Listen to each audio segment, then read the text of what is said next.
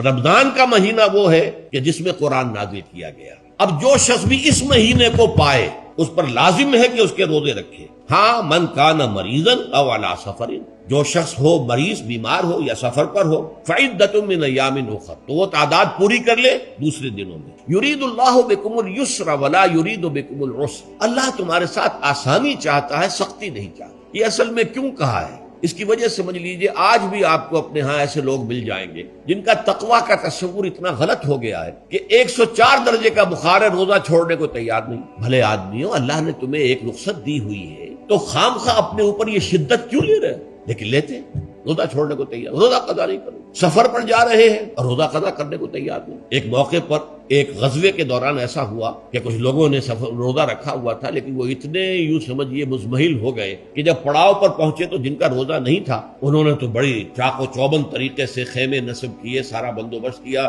اور یہ جا کر بے سود ہو کر بے ہوش ہو کر گر پڑے. تو حضور نے فرمایا ان کو دیکھ کر، لیس من البر الصیام فی السفر، سفر میں روزہ رکھنا یہ کوئی نیکی کا کام نہیں. یہ نیکی کا غلط تصور ہے کہ جو تم نے اپنے اختیار کر لیا. یہ تمہارے اندر تشدد پسندی پیدا ہو رہی ہے. دین کے احکام میں جو مقصد ہے وہ کیا ہے؟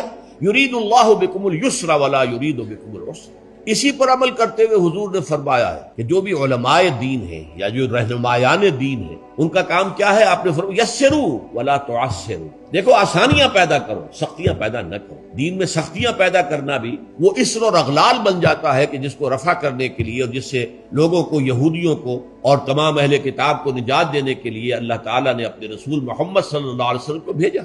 وَيَضَعُ عَنْهُمْ إِصْرَهُمْ وَالْأَغْلَالَ الَّتِي كَانَتْ عَلَيْهِمْ، کہ جہاں وہ نیکی کا حکم دیتے ہیں، بدی سے روکتے ہیں، پاکیزہ چیزوں کو حلال ٹھہراتے ہیں اور خبیث چیزوں کو، ناپاک چیزوں کو حرام قرار دیتے ہیں، وہیں وہ لوگوں کے اوپر سے وہ بوجھ بھی ختم کرتے ہیں کہ جو انہوں نے خام خواہ اپنے اوپر لاد لیے. تو ان میں سے یہ بھی ہے کہ یہ نیکی کا کام نہیں ہے کہ آپ سفر میں ہیں اور روزہ رکھیں. یرید اللہ بکم الیسر ولا یرید بکم العسر.